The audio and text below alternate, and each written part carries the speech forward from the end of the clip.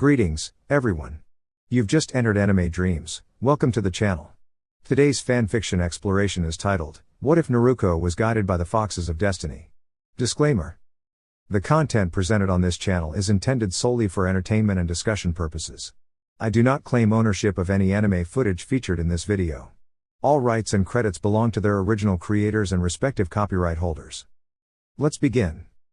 6 years ago. Our story begins, as many do, on a night filled with uncertainty. It was the evening of a monumental event, the sudden appearance of the powerful nine-tailed fox, the Kyubi no Kitsune. Though the chaos had subsided only hours before, the atmosphere in Konohagakure remained heavy with concern and confusion. Within the stone chambers of the Konoha Council, representatives from across the village were gathered. On the left sat the civilian council, responsible for the day-to-day life of the villagers. On the right, the clan council, leaders of Konohagakure's noble clans. At the center, the Hokage and his advisors convened, Hiruzen Sarutobi, Koharu Utatane, Homura Mitokado, and Danzo Shimura. Shibi Aburame, calm and composed as always, spoke first. Am I correct in assuming this meeting concerns the child you have brought with you? I say we should take precautions. What if that power within her stirs again? Said Sakuya Haruno with clear agitation. I agree with caution, added Sakitofumi, Counselor of Foreign Trade. This kind of energy should not be underestimated. Danzo, eyes sharp with ambition, proposed, why not train her to become Konoha's greatest protector? Her potential is unmatched. Enough, the Hokage stated firmly. No harm shall come to this child. We will not turn her into a tool for war. The details of the nine-tails sealing are to be classified as an S-rank village secret. Only I and, when the time comes, Naruko may speak of this. Anyone who discloses this secret without permission will be dealt with accordingly. With that, Hiruzen left the chamber and returned to his office. There, he gently placed the young Naruko into her crib, sat in his chair, and gazed out the window at the moonlight spilling across the village, silent, calming, and protective. Now. It was a crisp September afternoon in the Hidden Leaf village. The temperatures had begun to fall, and warm clothing was becoming a common sight. Naruko, now 6 years old, had just narrowly avoided the beginning of another troubling incident where villagers, often confused or under the influence, would try to intimidate or scare her. She had climbed a tree near the village wall and slipped quietly into the forest, following the path along the edge of the village in hopes of returning through another gate. As she wandered, Naruko stumbled upon a heartbreaking sight, a mother red fox, breathing heavily and lying still, surrounded protectively by her kits. The baby foxes stood between Naruko and their mother, trying to appear fierce despite their small size. One even nipped her gently when she approached too close. I know how I look, Naruko said softly, kneeling to avoid appearing threatening, but I want to help her. If I don't get her to someone who knows how to treat her, she might not make it. The largest kit stared into her eyes. After a long moment, it gave a soft bark and motioned for the others to step aside. Naruko could feel it, it had sensed her sincerity. She gently scooped the mother fox into her arms, then allowed the kits to climb into her hood for warmth. With one of them wrapping around her neck, she made her way quickly through the woods, heading straight for the Inuzuka Veterinary Clinic, known for their care and compassion toward animals. When she arrived, she rushed inside. Please, can someone help her? She's badly hurt. Naruko pleaded. The woman at the front desk, however, frowned. You again? Take your nonsense elsewhere. But this is the only animal hospital, Naruko insisted, worriedly adjusting the fox in her arms. She needs help. Just then, 3 huskies from the Inuzuka clan growled lowly and one trotted to the back. Moments later, a tall young woman emerged. She had short, spiky brown hair, warm eyes, and 2 red markings on her cheeks. She rushed to Naruko's side.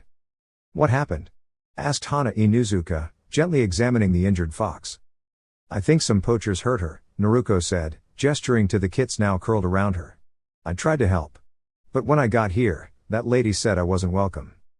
Hana nodded. Come with me. Let's get her checked out. In a quiet examination room, Naruko gently laid the fox down on the table. Hana instructed her to wait outside while she examined the animal. After careful assessment and some quick medical work, Hana stabilized the fox and informed Naruko that the mother would need to stay for the week to recover. She then asked if she could check the kits. They're all in good condition, Hana said afterward. They've been through a lot, but they'll be okay. You can bring them to visit tomorrow. Naruko thanked her, the warmth in her heart beginning to push back the earlier chill of the day. As she left for home with the kits still bundled in her hood, she suddenly turned around and ran back. Hana was just locking up. "Hana-chan, I forgot to ask. What do I feed them?"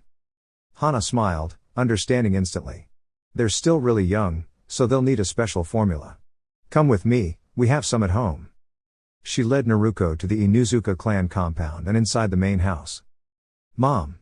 Where's the animal formula?" she called. "Why do you need it?" came a voice from another room. "For Naruko," Hana called back. At the mention of her name, Sume Inuzuka, Hana's mother and the clan leader, stepped into view. She had wild dark hair and the same red markings as her daughter. "What's this about?" she asked gently, noticing Naruko and the bundle of fox kits. Naruko found an injured mother fox and brought her in. Since the babies can't stay with her, they'll be with Naruko for now. Sume softened, seeing the care in Naruko's expression. "All right, come with me. I'll help you gather what you need. The little ones will be fine staying with our pups while we get the supplies."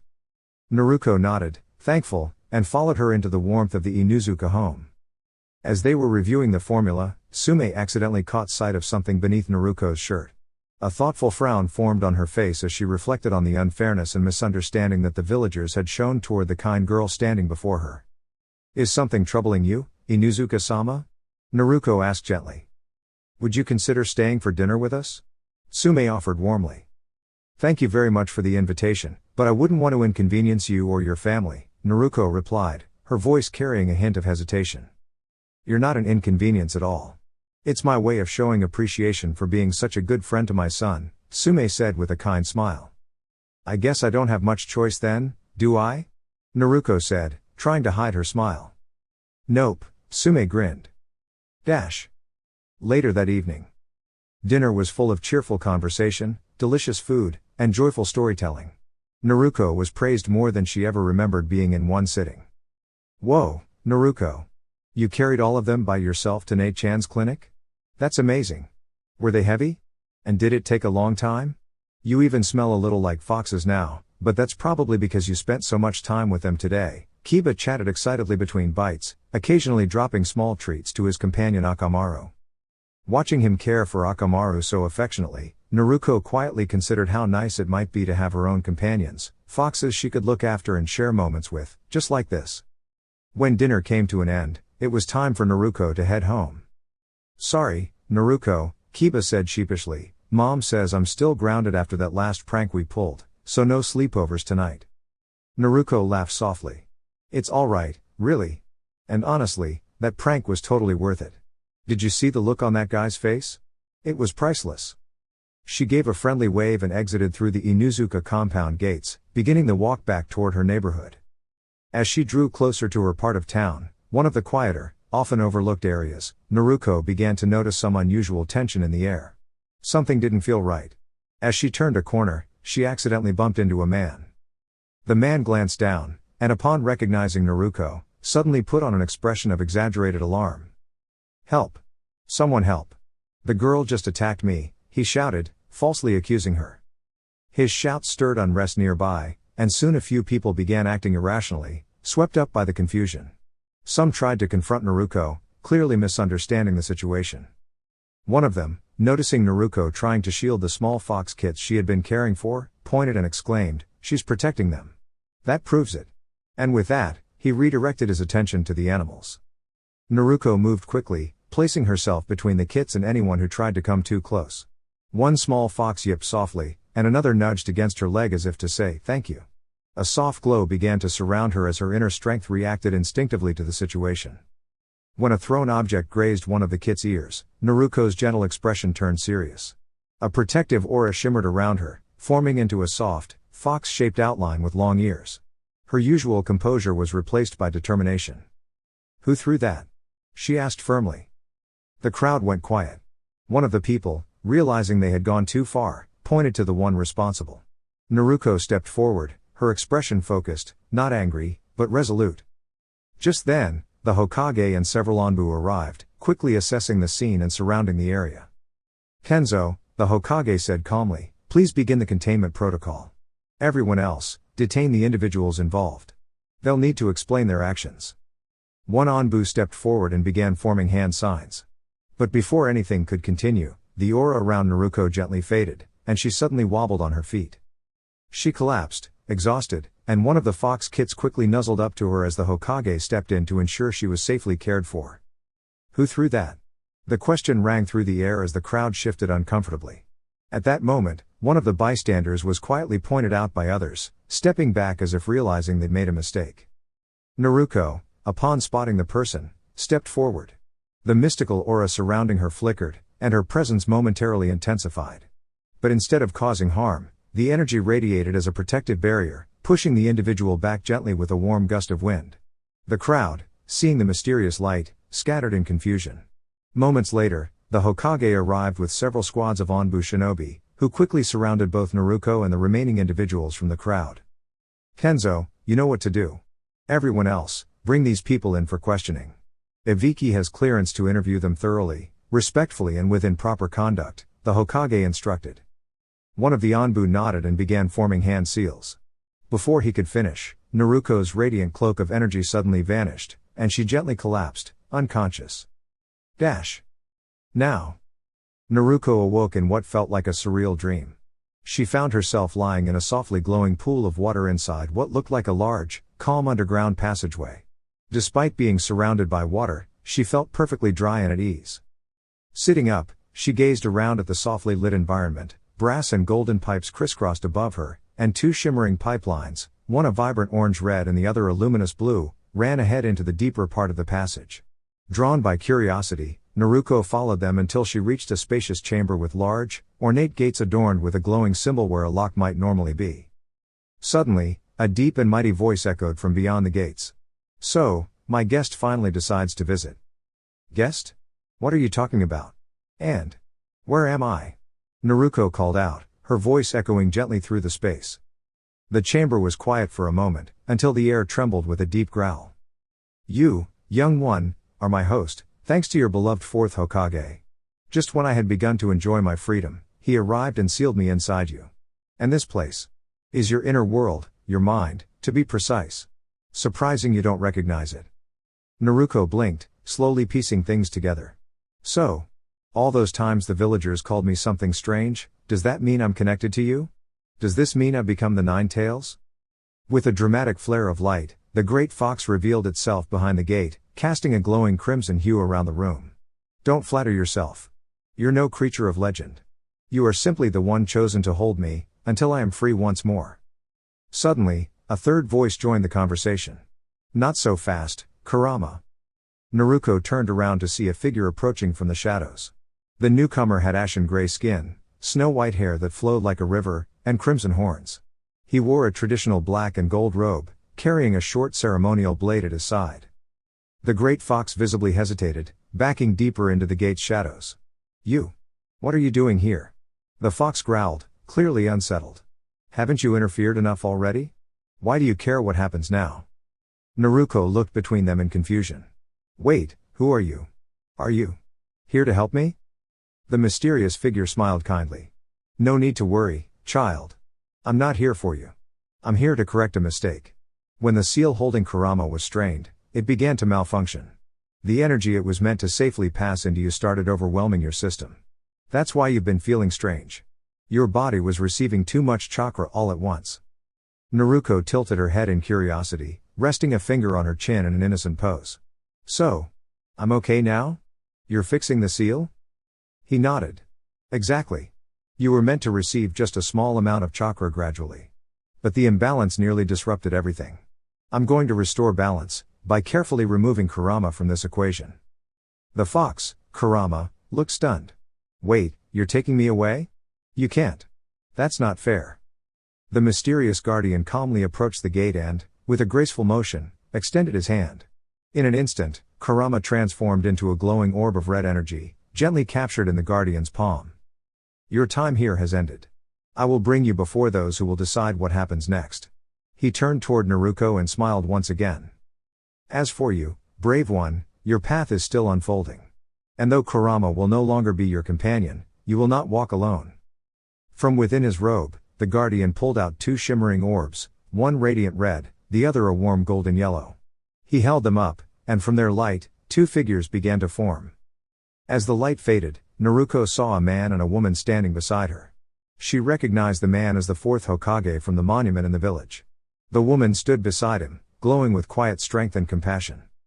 "These two are important to you," the guardian said. "They cannot remain forever, but in your moments of greatest need, they will awaken to support you. Cherish your time with them, for one day they will return to where they came from." With a final wave of his hand, the guardian's form began to shimmer and fade. Naruko watched quietly as the world around her softened into mist, and her eyes gently closed once more, safe, calm, and full of purpose.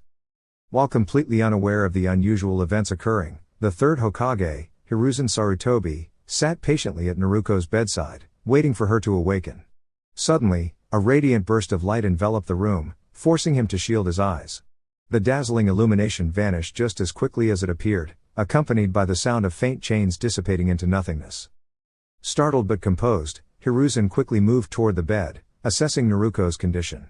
To his surprise, he could find no evidence of the intricate seal that once resided on her, nor any trace of the great chakra presence once sealed within. Steeling himself against panic, he took a deep breath and carefully confirmed that Naruko was still healthy and unharmed. Without wasting time, Hiruzen stepped outside and summoned one of his elite Anbu operatives. He addressed the purple-haired operative wearing a cat-themed mask. "Bring me Tenzo. Inform him that it concerns his area of expertise." "Hi, Hokage-sama," the operative replied, vanishing in a swirl of leaves and mist. Hiruzen returned to Naruko's room and stood quietly beside her, worry evident in his thoughtful gaze. Something beneath her coat shifted slightly, and upon closer inspection, he discovered a small fox kit nestled there, gazing at him cautiously. The little creature bared its teeth defensively. Holding his hands up in a peaceful gesture, Hiruzen slowly stepped back, signaling that he meant no harm.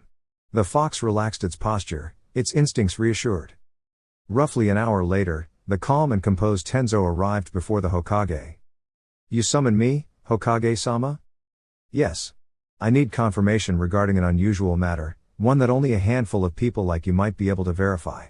The presence of the Kyuubi's chakra has completely vanished from Naruko, yet she remains in perfect health. I need to know what exactly has occurred."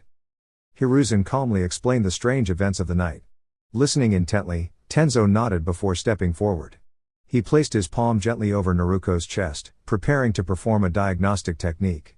After a few seconds, he withdrew his hand, his expression confirming the Hokage's observations. "It's just as you said. The jutsu didn't respond, no chakra signature, no feedback. The seal's presence is non-existent. It's as if the Kyuubi was never there at all." Hiruzen closed his eyes briefly, sighing. This will certainly stir up concern among the council, especially considering how much attention they've already focused on her. Tenzo remained silent, respectful of the Hokage's thoughts, aware that change was imminent now that Naruko was at the center of something extraordinary. Naruko awoke to the sterile scent of antiseptic mingling with a faint trace of tobacco and leather. Her nose wrinkled slightly as her senses stirred. Blinking against the brightness of the room, she tried to lift her head, only to feel a small but noticeable weight preventing her from doing so. The colors around her appeared overly vivid, making her squint as her eyes slowly adjusted. Turning her head slightly, she caught sight of a familiar elderly figure seated beside her, surrounded by an ever-growing stack of paperwork. "Ah, Naruko, my dear," Hiruzen greeted warmly, his eyes lighting up. "You're finally awake." "Gigi. What happened last night?" she asked, her voice a bit groggy. "I remember helping some foxes and stopping by to see Hana-chan, but I don't remember getting home. I also had a really strange dream." Naruko sat up slightly and began recounting how she had assisted a mother fox and her kits the day before. "Wait. The foxes. What happened to them? I had them with me when I left for home." As if responding to her words, a collection of small, sleepy fox heads peeked out from the hood of her coat. One of them, the largest, climbed lazily onto her head and stretched across it like a fuzzy crown. It yawned adorably, smacked its mouth a few times, and then let out a cheerful yip, directing its gaze toward the Hokage. "Hey! Onii-chan. That strange guy was watching you last night." The little fox chimed in. "But I made sure to keep an eye on him.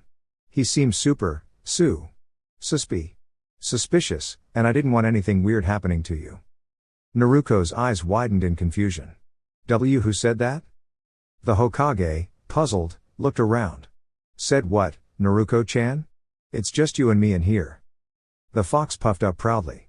Don't you move any closer to my Oni-chan, mister. I'll defend her. Then the fox turned back to Naruko, its eyes gleaming with excitement. Wait. You heard me?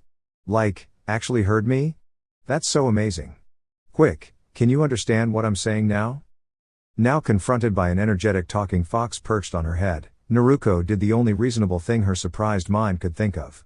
Her eyes fluttered closed, and she gently fainted once again into peaceful sleep. Last time on Naruko, the Kitsuzuka. Stay back, mister. Don't come any closer to my big sister. The small fox barked protectively at the elderly man. Wait, big sister, you understood me? Then, in an impressive show of balance, the fox flipped upside down and looked Naruko directly in the eyes. That's so amazing. Can you really understand what I'm saying? Faced with a talking fox kit staring directly at her, Naruko reacted in the most logical way, her eyes rolled back, and she fainted. Now. When Naruko woke up again for the second time that day, she found herself surrounded by a group of wide-eyed fox kits staring at her with wonder. Nearby, her dear Gigi, Hiruzen, was once again seated at his desk, doing paperwork. Curiously, there were now 2 towering stacks of paper instead of the one she vaguely remembered. Ugh, I had the strangest dream, Gigi, Naruko murmured, rubbing her forehead sleepily. I dreamt I could understand what that fox was saying. You mean you can't understand me, big sister? Asked the smallest of the kits, a tiny red fox with white-tipped ears and tail. Her eyes shimmered slightly as she looked up at Naruko. Naruko blinked, startled. Say that again? She asked, staring into the kit's eyes. You can understand me. The kit squealed joyfully. She leapt into Naruko's lap and attempted to smother her with excited licks. Ha ha ha, stop it. That tickles, Naruko giggled, gently tickling the little fox in return until it rolled over with laughter. Meanwhile, Hiruzen watched the interaction with wide-eyed astonishment. Naruko turned toward him. Nay, Gigi. I think I can talk to foxes now. That was all it took for Hiruzen to faint from shock. A short while later, Hiruzen came to and found Naruko joyfully playing with the kits, who were now all gathered around her. She smiled brightly at him. Oh, yeah, Gigi. That grumpy fox? It's not here anymore. And out he went again. Once he recovered for the second time, Hiruzen held up a hand to Naruko to prevent any more surprises. Naruko-chan, he said with a sigh, before we continue, let's get you discharged from the hospital. This place isn't doing my heart any favors today. With surprising speed, Naruko was released from the hospital. To her, it felt like they couldn't get her out of there quickly enough. Back in the Hokage's office, Hiruzen sat behind his desk and reached for his pipe, needing something to calm his nerves. All right, Naruko-chan, he said, what exactly happened in the past 24 hours? Naruko told him everything, how she had helped her new fox siblings, how a powerful spirit had arrived and taken the large fox away, and how 2 sleeping people remained in her mind. Nay, Gigi, Naruko asked curiously, why did that spirit leave those 2 people in my mind? One of them looked like a ninja, and the other was a lady. Hiruzen nodded thoughtfully. You'll meet them when the time is right. They are important to you in a very special way. When the time comes, you'll understand. All right, but can I go now? Naruko asked, bouncing in her seat with excitement. I want to go show Hana-chan what I can do. The small red fox kit piped up from her lap. Is Hana-chan your partner? Naruko tilted her head. Gigi, what does it mean to be someone's partner? Hiruzen's face flushed, clearly flustered by the question. But before he could attempt an answer, the door opened and someone else walked in. To be someone's partner means you're married, said Tsume, Naruko's honorary aunt. Why do you ask, little one? Naruko turned to the kid in her lap. Oh. Then no, Hana-chan isn't my partner. Tsume chuckled softly at Naruko's innocent response. Naruko then grinned and held up the small fox kit proudly. Oh but Chan, look.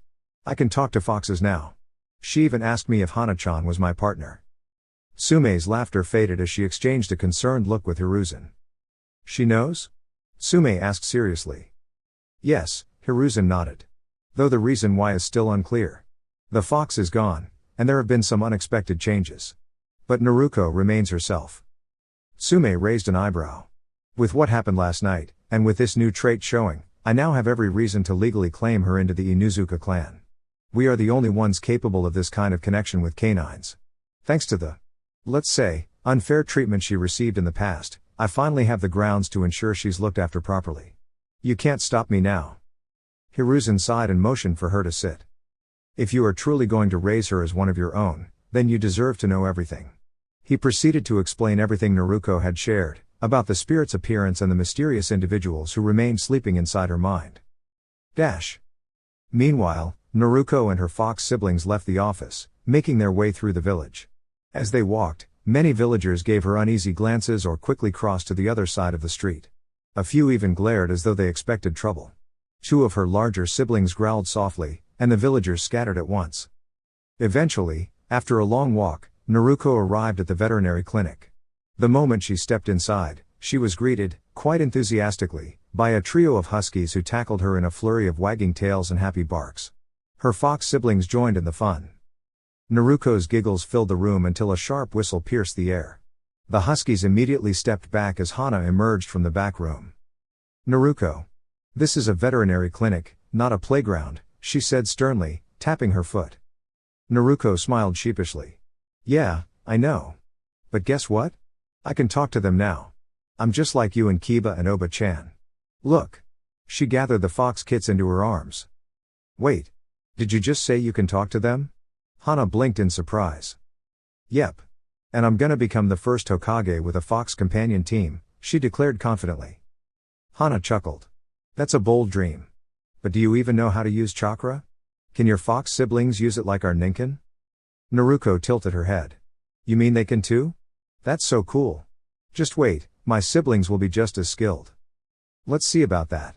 Hana led them into a quiet room and placed the kits on a large table. She formed several hand signs, and her hands began to glow with a soft green light. One by one, she scanned the foxes. Her eyes widened more with each scan. They already have chakra networks. Some of them are even ahead of our pups at this age. The little female fox looked at Naruko. Mom said Papa was a summoning fox. Naruko blinked. That's kind of a lot to take in.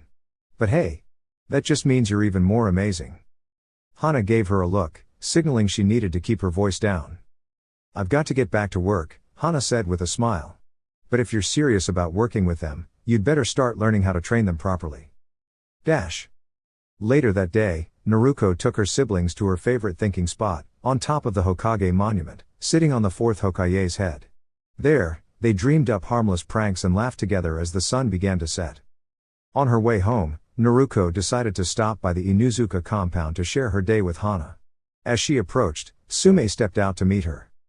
Naruko, there you are, she said with a warm smile. I was just about to come looking for you. What's up, Oba-chan? Naruko asked. Well, Sume said, placing a gentle hand on her shoulder, thanks to a few changes, you're officially family now. So go pack your things, you're moving into the compound with us. She started walking ahead, gently tugging Naruko along by the collar of her jacket as the stunned girl tried to process the wonderful news. Naruko, perfect timing. I was just about to look for you, Tsunade said warmly. What's going on, Oba-chan? Naruko asked curiously. Well, I recently found a few legal loopholes, and guess what? You're officially part of the family now. So pack your bags, you're moving into the compound. Now. After spending a week with the Inuzuka family, Naruko could genuinely say that suddenly having people who cared about her felt unusual, but in a good way. Flashback, 5 days ago. After staying the night with Tsume, Hana, and Kiba, Naruko was awakened early in the morning by an unexpected splash of icy water. She blinked away sleep and looked up to see Tsume Oba-chan holding the now empty bucket with a smirk on her face. Time to get up, little one. You're meeting the rest of your new family today, everyone. So wash up, get dressed, and head over to the kitchen for breakfast, Sume instructed with a playful tone. Then she turned to leave the room, only to hear a soft thud behind her. Looking back, she found Naruko staring wide-eyed at one of the family's dogs, who was wagging its tail in amusement while the others rolled playfully on the floor, clearly entertained by Naruko's damp and flustered state. One had even tumbled off the bed in its excitement. After completing her morning routine, Naruko found herself wandering the vast hallways of the compound, which turned out to be much larger than she had expected. Guided only by her sense of smell, she eventually caught the delicious aroma of cooking meat and followed it like a trail. She finally slid open a paper door and entered the dining room, where Tsume and Kiba sat at a large table. Through an open archway, she could see Hana in the kitchen. As she stood there, overcome by the heavenly smells, Tsume looked up from her coffee and newspaper. "Glad you made it, pup. Hana's the only one of us who can really cook, so unless you want to learn or end up eating takeout, I suggest picking up a few tips from her," she said, offering a teasing smile before going back to her paper. Kiba, just now noticing Naruko, blinked in surprise. "Hey Naruko. What are you doing here? Wait, you stayed over? Why didn't you tell me? We could have had a sleepover," he exclaimed. Smack. Ow. Tsume gently tapped Kiba with her newspaper. "Not so loud. Some of us haven't had our morning tea yet. And get used to Naruko being here, she's part of the family now." This information snapped Kiba to full awareness. Just as he was about to say more, Hana's cheerful voice rang out. "Breakfast is ready."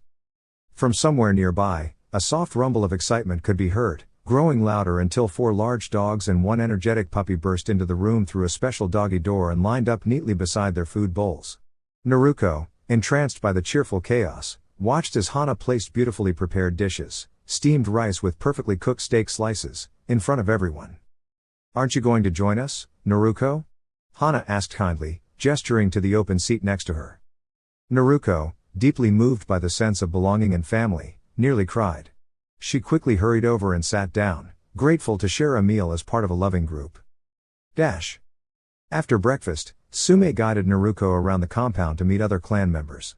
Naruko was amazed not only by how kind and welcoming everyone was, but also by how connected the humans and their canine companions were. "You see, Naruko," Tsume explained, "our clan has always worked alongside our Ninken partners. Each member bonds with at least one canine companion, forming a partnership that lasts a lifetime. It's a bond built on trust, teamwork, and love. Why, Kuromaru here can even speak with people outside the clan when he feels like it." She nodded toward the dignified-looking wolf walking beside her. Kuromaru turned to Naruko and, in perfect speech, said, "Hello, young one." Naruko's eyes widened in amazement, and she gently fainted from surprise. "And she's out," Tsume said with a soft chuckle, catching her and guiding her to a nearby bench, letting her rest her head in her lap. "I told you to go easy on her," Kuromaru said with a knowing glance. "She's new to all of this. I just thought she'd be delighted. I mean, who wouldn't be excited to meet a talking companion?" Tsume replied playfully, her arms crossed with a smile. Naruko slowly stirred, blinking at the sky as the warm sunlight met her face. She rolled away from the brightness, snuggling instinctively into the warmth nearby, Tsume's lap. Looking up and realizing where she was, she giggled softly, and Tsume smiled in return. "Feeling better, Naruko-chan? Let's go meet the rest of your new family." I want to meet everyone." Naruko beamed. She darted ahead, only to pause and turn back. "Almost forgot, Oba-chan," she laughed, running back to take Tsume's hand, tugging her excitedly as they walked together. The next day. Naruko woke up early, determined to surprise her new family with breakfast, even though she knew her cooking skills needed a bit of work. In her heart, it didn't feel right for Hana to do everything, and Naruko wanted to help too. However, the house seemed even more confusing today. She was sure she'd taken the correct hallway. Maybe it had changed while she slept? After all, this was a ninja compound, there could be hidden rooms and clever designs. Opening a shoji door, she stepped into what looked like a traditional dojo. Along the walls were artistic scrolls showing scenes of Inuzuka and their canine partners in synchronized training. But what caught Naruko's attention were a pair of ornamental gauntlets displayed on a pedestal at the end of the room. She took a step toward them, then quickly jumped back as a small kunai landed where she had been standing.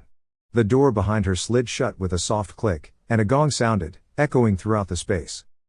Tsume awoke abruptly, the sharp echo of a familiar sound resonating throughout the Inuzuka compound. It was clear someone had once again dared to challenge the sacred dojo's trials. She was about to investigate when Hana rushed into the room, breathless, clearly distressed. Amid her panting, she barely managed to say that she couldn't find Naruko anywhere.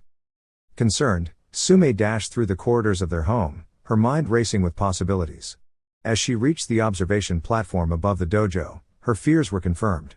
There, in the heart of the training hall, was Naruko, moving with remarkable speed, barely keeping up with the fast-paced, automated defense mechanisms of the dojo. Her shirt was slightly torn at the sleeves, and faint marks on her arms revealed the toll the test had taken on her. Yet Naruko pressed forward, guided by sheer determination. Dash. Inside the dojo. What kind of place is this? Naruko thought, panting heavily as she maneuvered through the labyrinth of panels and hidden compartments. She had always been quick on her feet, all those harmless pranks on the village security squads had paid off, but this dojo was something else entirely. A kunai whizzed past her, barely missing. Whoa! She yelped, ducking just in time. The pace intensified as she neared the final section of the challenge. Her footwork was swift and instinctive, her body guided by a growing awareness of the patterns within the defense system. She spotted a kunai embedded in the floor and snatched it up, preparing to deflect or counter any surprise attack. But before she could react, another kunai grazed her shoulder. The impact caused her to drop the blade, and she clutched the injury reflexively. Though the pain pulsed through her, Naruko gritted her teeth and steadied herself. I finally have people who care about me. I'm not giving up. Not now. Not ever. With her good hand, she reclaimed the kunai and forged ahead. Each step became more confident as her instincts sharpened. Eventually, she saw a fleeting gap in the assault and leapt through it, reaching the target, a set of intricately designed ceremonial claws, just as the defenses paused. Dash. Flashback ends. Naruko slowly regained consciousness, feeling far more comfortable than before. Though her arm still ached, it was carefully wrapped and immobilized. She turned her head and saw Hana dozing beside her, her expression peaceful. Nearby, several of the younger clan members, her honorary kits, were also sleeping, having clearly stayed by her side. Sniff sniff. She wrinkled her nose. The hospital still carried its usual overly sterile scent, but it was better than expected. Hana stirred and blinked as she noticed Naruko had awakened. Naruko-chan. You're awake, Hana cried, instantly pulling her into a gentle but emotional hug. After a moment, she pulled away with a frown. Do you have any idea how much you scared us? That was incredibly risky. We were all so worried. She lightly tapped Naruko's forehead in frustration, then gestured to the room filled with flowers, cards, and handmade decorations. Even experienced adults have attempted the dojo's trial and failed. We couldn't intervene. We could only watch. And hope. Hana's expression softened again as she embraced Naruko once more, voice trembling. I'm just so glad you're okay. One of the younger children stirred and blinked sleepily. Wani-chan.